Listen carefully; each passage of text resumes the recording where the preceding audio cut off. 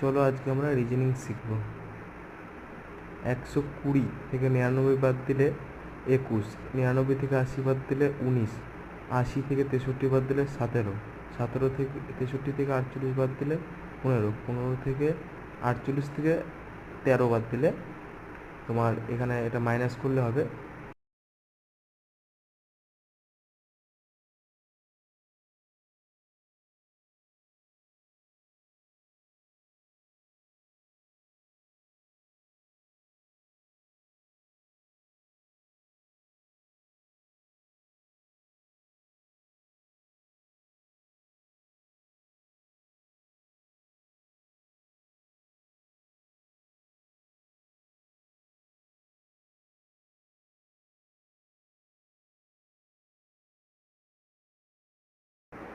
এটাতে অ্যান্সার করে আসবে 140।